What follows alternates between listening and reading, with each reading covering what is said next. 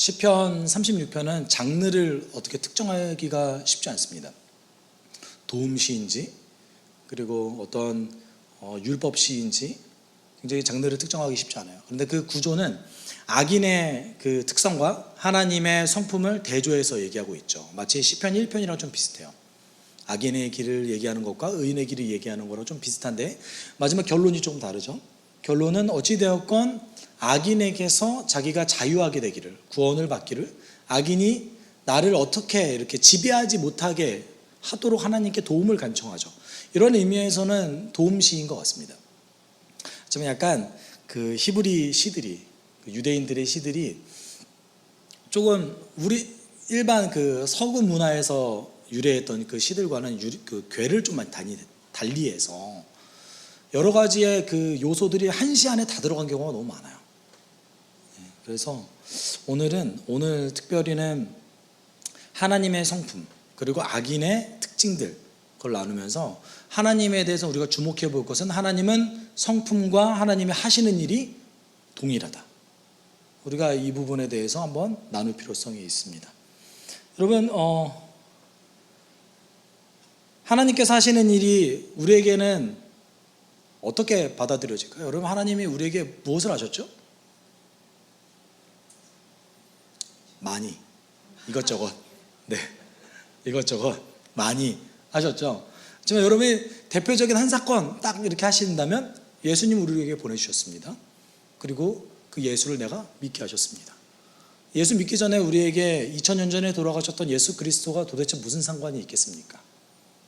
예수를 믿기 때문에 성경이 나의 말씀이 되는 거고 예수를 믿기 때문에 오늘 20편이 나의 말씀이 될 수 있는 거죠. 그러면 이렇게 하나님께서 하신 일은 우리에게 은혜가 될 수 있겠죠. 그럼 보통 성경에서 은혜라는 표현은요, 어떤 우리의 직감과 필링을 얘기하는 게 아니에요. 하나님이 나에게 하신 일과 관련되어 있습니다. 그러면은 믿음은 뭐와 관련되어 있을까요? 이거에 대한 반응인 거예요. 우리가 보통 믿음이라는 단어를 쓸 때 오용할 때가 있는데 마치 내가 어떤 바라는 것에 대해서 믿는 것처럼 우리가 믿음에 대해서 오용할 때가 있어요. 그럼 원래는 믿음은 무엇입니까? 하나님께서 하신 일을 믿는 게 믿음이에요. 그러니까 하나님이 하신 일 우리에게 은혜잖아요. 그러니까 은혜에 대한 온전한 반응, 신뢰, 이것이 믿음인 겁니다. 그래서 우리가 믿음으로 우리는 구원을 얻었다. 은혜에 의하여 믿음으로 우리는 구원을 얻었다. 이 말은 하나님께서 우리에게 은혜를 베풀어 주셔서 예수 그리스도를 보내주셨고 그것을 제가 믿고 신뢰합니다 라는 뜻이에요. 그러면은 뭐 히브리서 11장 1절 믿음은 바라는 것의 실장이요 보지 못하는 것의 증거니. 여러분 하나님 나라 지금 보이세요? 안 보이죠? 그런데 하나님 나라 우리가 있다고 믿잖아요. 그렇죠? 우리가 장차 앞으로 있을 미래를 믿는다 이런 게 아니에요. 예수께서 우리에게 하나님 나라를 주셨고 그 하나님 나라를 우리가 지금 이 땅에서 살지만 우리는 하나님 나라에 소속된 백성입니다. 그렇죠? 그리고 하나님 나라 장차 올 하나님 나라를 꿈꾸시잖아요. 그렇죠? 보지 못하는 것의 증거인 거예요. 하나님 나라 관점으로 해석하면은 해석이 되죠. 근데 이거를 요거에 대해서 관점이 없으면 그래 믿음은 내가 볼 수 없는 거 앞으로 내가 장차 이런 일이 있을 거야 이걸 믿는 게 아니에요. 절대. 하나님의 하신 일과 그리고 그것에 대한 우리의 반응이 우리의 신앙입니다. 그렇다면 하나님이 하신 일은 철저하게 뭐와 관련되어 있냐면 하나님의 성품과 관련되어져 있어요. 그래서 오늘 악인의 성품, 악인의 특징과 하나님의 성품을 굳이 비교하는 이유는 그만큼 다르다는 뜻이에요. 그래서 한번 살펴봤으면 좋겠습니다. 악인의 마음 깊은 곳에는 반역의 충동만 있어 그의 눈에는 하나님을 두려워하는 기색이 조금도 없습니다 라고 얘기하고 있습니다. 여러분 그 새번역 성경이 참 번역이 잘 되어 있는 성경이에요. 번역이 잘 되어 있는 성경인데 약간 한 가지 아쉬운 점이 있다면 신학적인 색깔이 좀 들어있어서 우리가 의역을 좀 많이 합니다. 의역을 좀 많이 해서 원래 히브리어 안에는 반역이라는 단어가 없어요. 근데 왜 썼을까요? 그냥 넣으면 좋을 것 같아서 여러분, 반역이라는 단어가 없음에도 불구하고 여기다가 추가적으로 넣은 이유는 악이라는 그 단어가 반역이라는 개념을 내포하고 있어요. 여러분, 그러면 제가 질문 하나만 할까요? 죄와 악은 뭐가 다릅니까?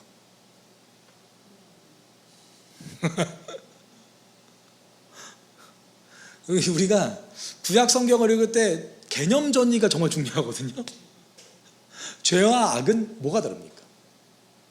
죄는 철저하게 사람과 관련되어져 있어요. 근데 악은 그 사람을 넘어서는 하나님과 반대되는 조금 더 포괄적인 개념입니다. 그러니까 둘 다 성격은 비슷하죠. 성격은 비슷한데, 예를 들어서 요번 주에 대한민국에 태풍이 상륙했어요. 이거는 악에 관련된 거예요. 태풍이 뭐가 악입니까? 하나님의 에덴 동산에다가 태풍을 만드시면 이상하잖아요. 그렇죠? 아담과 하와가 이렇게 과일을 따고 있는데 갑자기 태풍 온다고 피해봐요. 그게 어떻게 하나님께서 만드신 완전한 세상이겠어요? 그러니까 태풍이라는 것도 저주와 관련되어져 있기 때문에 하나님의 원래 기본 뜻과는 다른 거죠. 그러니까 악은 하나님과 반대되는 포괄적인 개념을 조금 더 좀 넓힌 거고요. 죄는 인간과 관련된 거예요. 그렇다면 여기서 악인이라고 한 거는 뭐 죄인이라고도 볼 수 있지만 조금 더 포괄적으로 넓힌 개념이라고 볼 수 있어요. 이 악인의 깊은 곳에는 반역의 충동만 있대요. 이게 이제 직역을 하면요, 원래는 그 악인이라는 것보다 죄라는 단어를 썼어요. 근데 이제 36편이 1절을 조금 소실한 부분이 있습니다. 그래서 완벽하게 번역이 안 되는 것 뿐인 거예요. 약간 의역이 된 거예요. 그래서 좀 직역한다면, 죄가 악한 자에게 마음속으로 깊이 속삭인다. 그러니까 죄 자체를 의인화시킨 거예요. 그러니까 악인의 특징은 뭡니까? 죄인의 특징은 뭐예요? 마음속에 죄를 위한 공간이 있는 거예요. 그래서 죄가 속삭이는 거예요. 마음속 깊은 곳에서 속삭이는 거죠. 그 결과로 어떤 일이 벌어져요? 하나님을 두려워하는 기색이 조금도 없다. 그러면 하나님을 두려워하지 않으면 어떤 일이 벌어질까요? 2절과 같은 생각을 하게 되는 거죠. 이게 이제 하나님을 두려워하지 않는 사람이 일반적으로 이런 생각을 한다라는 것을 시편 기자는 보여줍니다. 그의 눈빛은 지나치게 의기양양하고 제 잘못을 찾아내버릴 생각은 전혀 없습니다. 이거 직역하면요, 스스로 자기 눈을 보기에 부드럽게 만든다. 이게 원래 단어거든요. 다른 말로 하면 자기를 속이는 행위인 거예요. 자기를 속이는 거예요. 뭐라고 속이는 거죠? 나는 죄가 없어. 나는 지금 너무 괜찮아. 당당해. 우리가 이번 주 이제 주일 설교 마지막 부분에서 죄의 본질에 대해서 살짝 다뤘어요. 죄의 본질은 어떤 행위에 있지 않고 어떤 거에 있다고 그랬죠? 나 중심성에 있다고 그랬어요. 내가 주인 되는 것이 죄의 본질이라고 그랬습니다. 도덕적인 것이 아니라고 그랬어요. 그건 죄의 열매죠. 그래서 내가 주인 되는 거예요. 하나님 없이 내가 주인 되는 사람은 전부 다 그러니까 이런 생각을 하는 거죠. 괜찮아. 내 삶 가운데 죄는 찾을 수 없어. 내가 뭐 죄인이라고. 그럼 우리가 그리스도인이 아닌 일반 예수 안 믿는 분들을 대충 대화를 나누시면은 이런 반응을 아주 쉽게 볼 수 있습니다. 이유는 무엇입니까? 죄의 본질이 아직 사로잡혀 있는 거죠. 이 땅의 주인이 하나님이신데 내가 내 스스로 주인이라고 착각하는 거죠. 그런데 정말 재밌는 거는 내 스스로 주인이라고 착각하는데 정말 내가 내 삶의 주인이 될 수 있습니까? 그 사람도 자녀를 위해서 일해야 되고요. 먹고 자고 싸는 거 다 해야 되고요. 그렇죠? 누군가가 농사를 짓거나 누군가가 만들어 놓은 걸 반드시 이용해야 돼요. 그리고 교육에 영향을 받고요. 그러면 그 철학자 라캉이라는 사람이 뭐라고 그랬냐면, 나를 잘 알 수 있는 거는 타자의 시선이라고 그랬어요. 타자의 시선이 나의 거울이라고 얘기했거든요. 그 말은 다른 얘기하면 우리는 상호 관계성 속에서 완벽하게 자유한 사람, 내 삶의 주인을 주장할 수 있는 사람이 없다라는 것이죠. 아무리 돈이 많아도, 아무리 재능이 있어도 안 되는 거죠.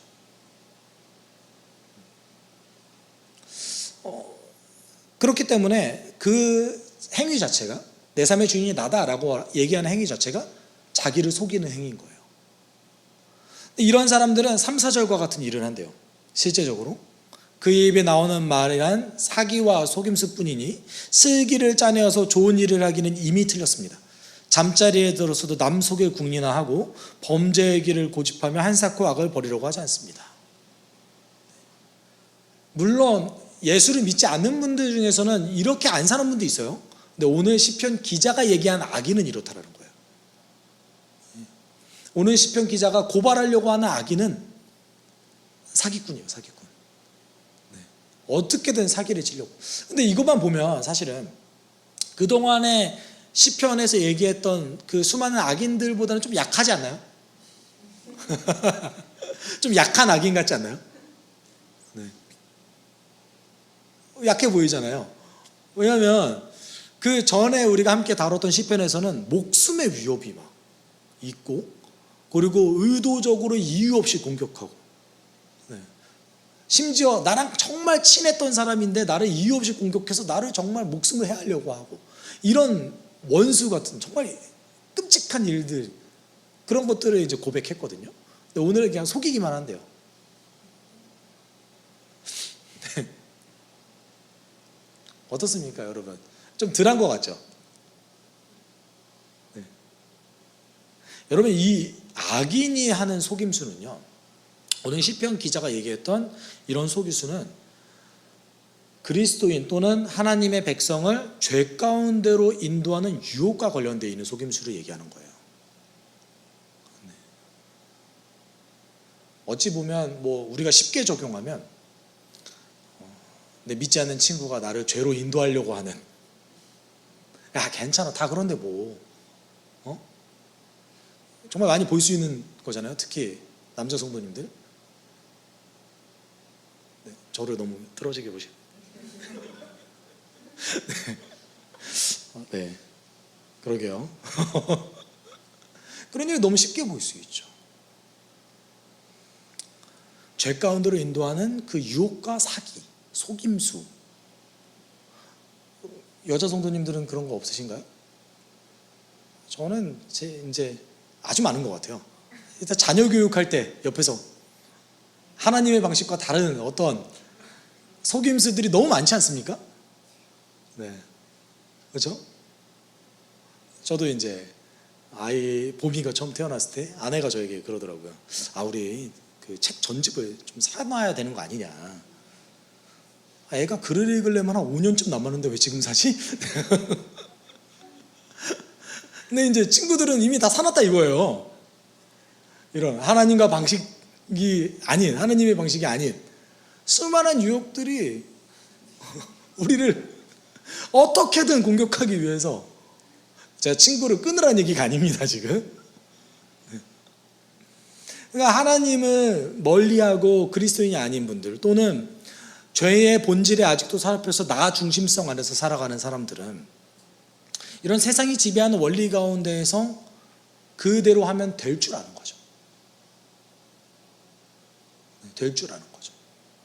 여러분, 우리네 아직도 저는 그런 것 같아요. 우리네 권사님들의 가장 큰 기도 제목이 뭡니까? 내 자녀들 예수 믿게 해달라는 기도 제목이 가장 크게 울려 퍼져요, 교회 내에서.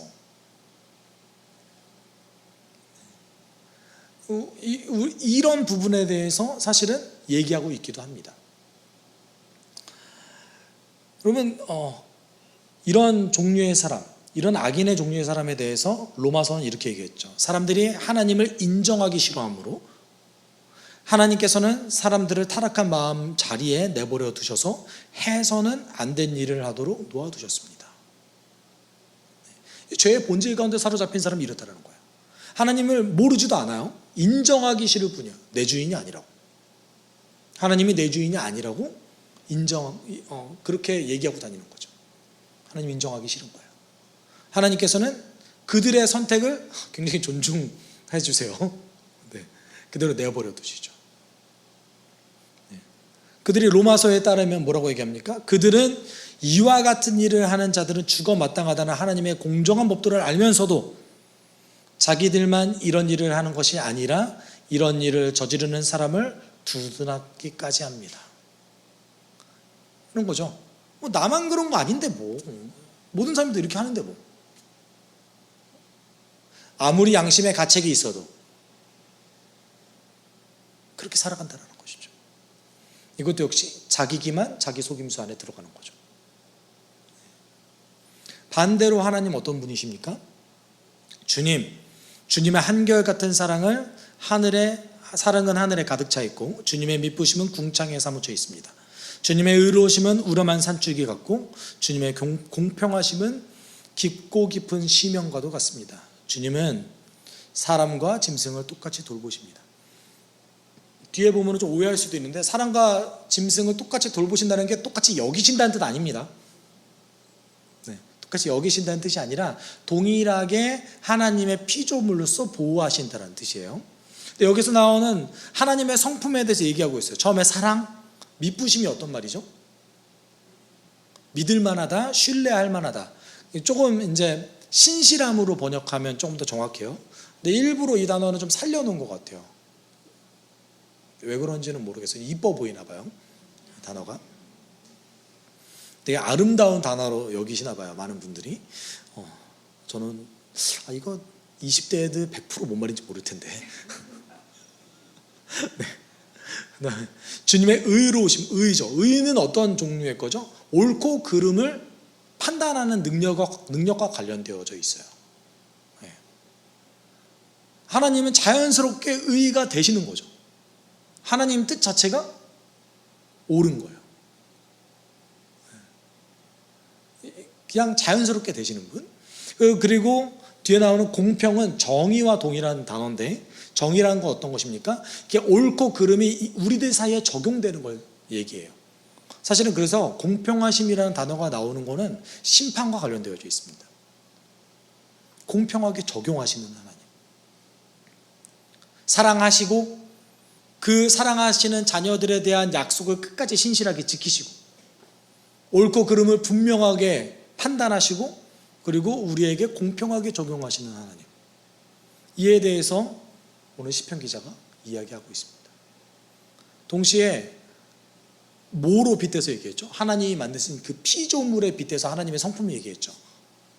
그러니까 시편 기자가 얘기하고 싶은 거는 이 땅 모든 곳에 하나님의 성품이 다 드러나 있다 이거예요. 예측하고 우리가 상상할 수도 없었던 그 하나님의 성품들이 믿는 자들의 눈으로 보면, 은혜를 입은 자들의 눈으로 보면 다 드러난다는 거예요. 여기서 얘기하는 그 한결같은 사랑이 헤세드라는 단어, 자비라는 단어와 동일한 단어입니다. 여러분, 하나님이 정말 놀라우신 점은 어떤 건지 아세요? 이스라엘을, 이집트에서 포로되었던 이스라엘을 모세와 함께 구하셨죠. 우리는 너무나 많이 들어가지고 그래 감흥이 없잖아요. 철저하게 하나님께서는요, 세상 논리와 다른 논리를 성경 내에서 피셨어요. 뭐냐면 철저하게 하나님은 약자의 하나님이셨어요. 철저하게. 포로되었던 이스라엘을 하나님께서 구하셨다는 것은, 그리고 내가 너의 하나님이 될게 라고 얘기하신 것은, 나는 이렇게 고통받는 너희들을 위한 하나님이다 라는 걸 보여주신 거예요. 근데 세상의 모든 신들은 강자의 신들이에요. 더 자기에게 잘 공물을 바치거나 헌신하는 자들에게 더 큰 복을 주는 신들입니다. 그나마 고등종교라고 얘기하는 종교가 좀 다른데, 대부분 고등종교는요, 여러분, 불교 이런 데, 특히 힌두교도 그런데 철학에 가까워요. 정말 불교는 철학입니다, 사실은. 인간이 신이 될 수 있게 하는 수행에 관련되어져 있어요. 하나님의 놀라운 것, 하나님의 사랑이 놀라운 것은 철저하게 약자를 위한 하나님이셨고, 그리고 이 세상 논리가 지배하는 것과 너무나 다른 모습을 보이셨다는 것이죠. 출애굽기 22장에서는요, 이스라엘 민족에게 경고합니다. 야, 너희들 약자 괴롭히고, 너희들 이방인, 나그네, 과부, 고아들 너희들 괴롭히면 내가 너 가만 안 둘 거야. 내가 너희 저주할 거고, 너 어떻게든 너를 심판할 거야. 이렇게까지 얘기하시거든요. 왜 그러셨을까요? 내가 이스라엘 너희들에게 그렇게 했다라는 것을 이야기하신 거죠. 우리도 마찬가지죠. 뒤에 나오는 신약 성경도 마찬가지입니다. 예수 그리스도는, 예수를 믿는 자들은 철저하게 약자들이었어요. 그들에게 하나님은 진실된 하나님으로 여겨졌습니다. 왜냐하면 구약 성경을 아무리 읽어도 너무나 약자의 하나님이니까. 이 하나님에 대해서 이제 하나님의 사랑을 더 깊이 얘기하죠. 하나님, 주님의 한결같은 사랑이 어찌 그리 값집니까? 사람들이 주님의 날개 그늘 아래로 피하여 숨습니다. 여기서 얘기하는 한결같은 사랑이 이제 헤세드잖아요. 근데 이제 8절, 9절까지 7, 8, 9절이 전부 다 이제는 하나님의 사랑만 콕 집어서 묘사하기 시작해요. 놀라운 게 뭐냐면 하나님의 여러 가지 속성, 하나님의 사랑, 그 다음에 신실하심, 의로우심, 정의로우심, 이 네 개는 이 세상 만물을 빗대어서 얘기했잖아요. 그런데 하나님의 사랑은 뭐와 관련되어져 있을까요? 한번 찍어보실래요? 하나님의 사랑, 여러분 지금도 여기는 하나님의 사랑이 아주 넘쳐야 되는 곳입니다. 대한민국? 어딜까요? 성전, 우리로 따지면 교회를 얘기하세요.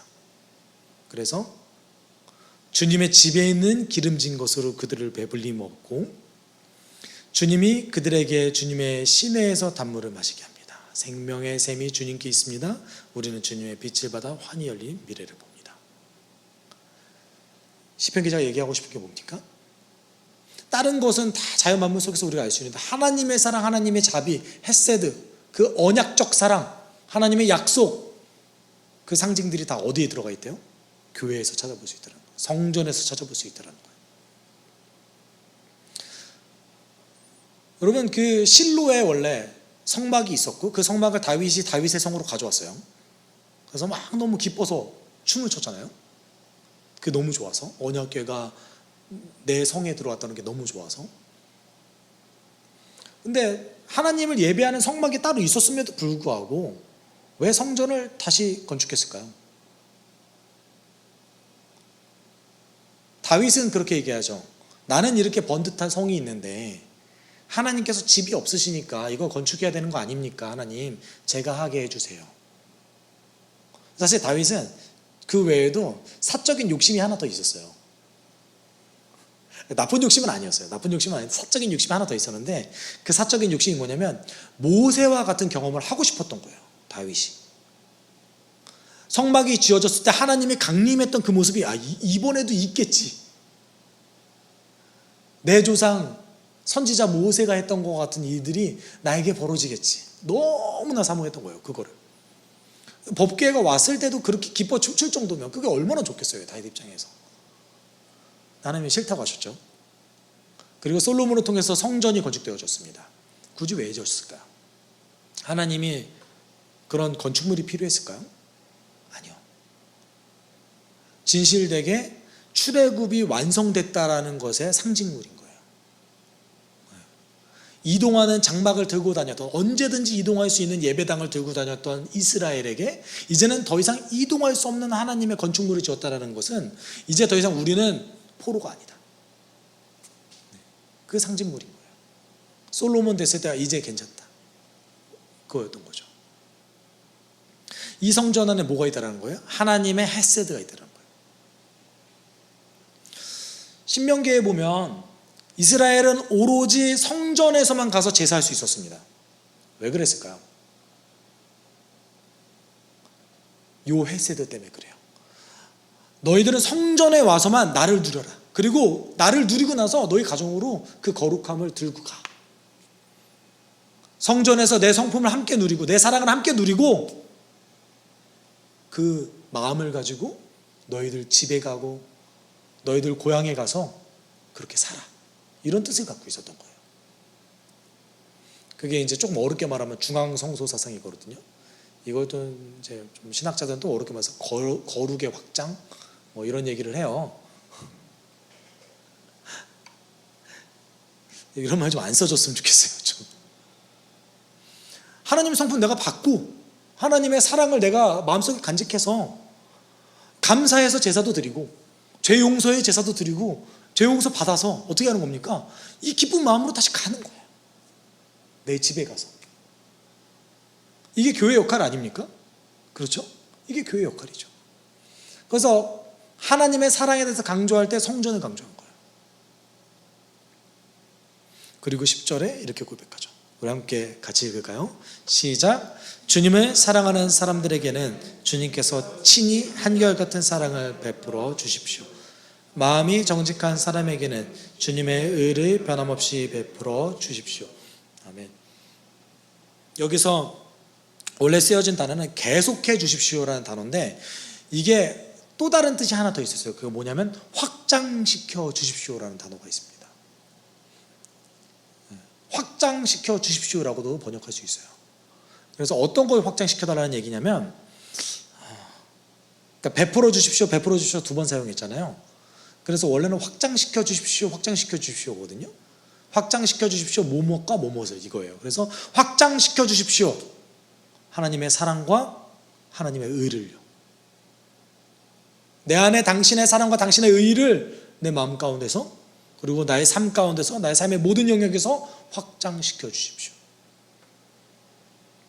누구에게요? 주님을 아는 자 그리고 정직한 자. 그래서 주님을 사랑하는 자라는 이 번역은 잘못된 번역이에요. 정확한 번역은 주님을 아는 사람과 그리고 정직한 사람에게 당신의 사랑과 당신의 의를 계속해서 확장시켜 주십시오. 왜냐하면 우리가 하나님의 성품을 닮아가는 자들이기 때문에.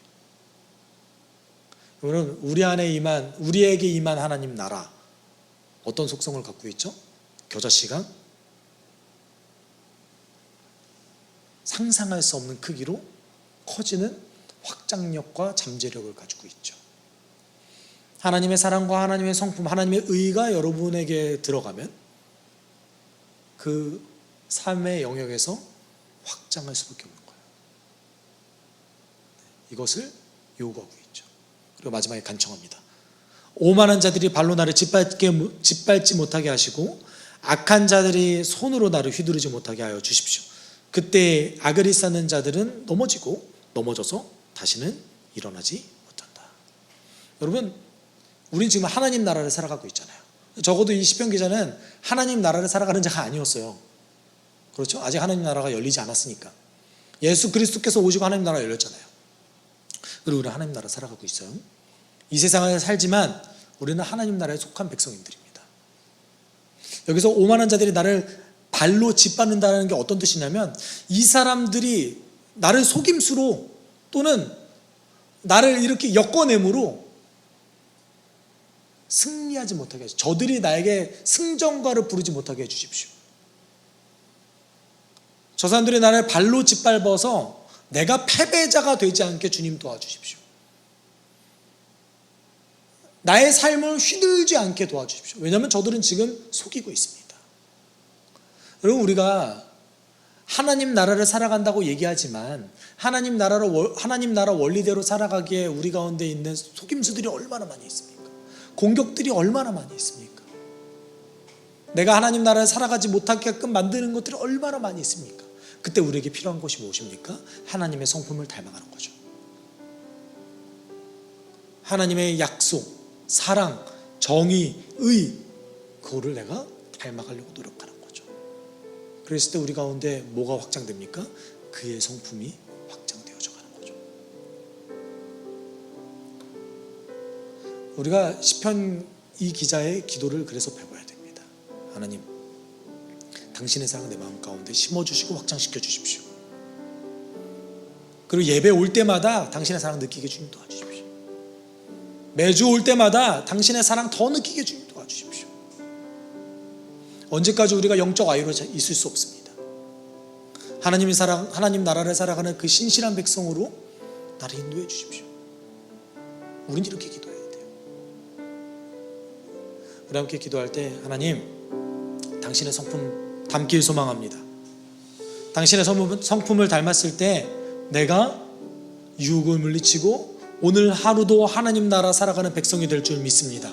우리가 함께 기도하도록 하겠습니다. 사랑이 많으신 하나님 아버지 감사합니다. 우리가